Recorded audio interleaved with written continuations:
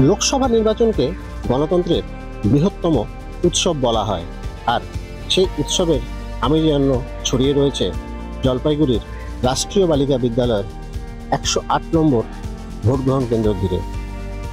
এখানে রয়েছে মোট 4টি বুথ, তার মধ্যে একটি 17/108 ভোট গ্রহণ কেন্দ্র। ভোটকর্মী কিংবা কেন্দ্রীয় বাহিনীর জওয়ানরা এই বুথে সবটাই মহিলা পরিচালিত। কত সুন্দরভাবে বেলুন থেকে শুরু করে একদম মণ্ডপ সজ্জার মতো করে এই বুথটিকে কিন্তু সাজিয়ে তোলা হয়েছে, এবং যখনই এই ভোট গ্রহণ কেন্দ্রের ভেতরে প্রবেশ করা হচ্ছে তখন কিন্তু মনে হচ্ছে যেন একটা কোনো উৎসবের মণ্ডপে আসা হয়েছে। শুধু সুসজ্জাই নয়, ভোটারদের সুবিধার জন্য এখানে উপলব্ধ পাখা।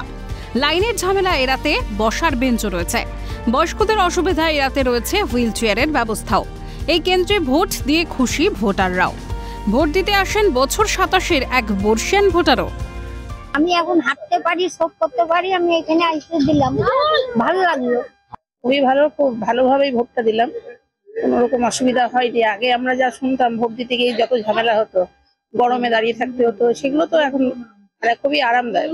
এইবার সবচেয়ে বেশি ভালো, এইবার প্রথম দেখলাম এত সুন্দর ব্যবস্থা, খুবই ভালো লাগলো।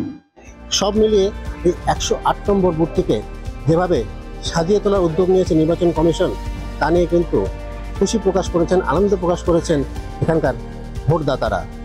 জলপাইগুড়ি থেকে তিতাস পাল, ক্যালকাটা নিউজ।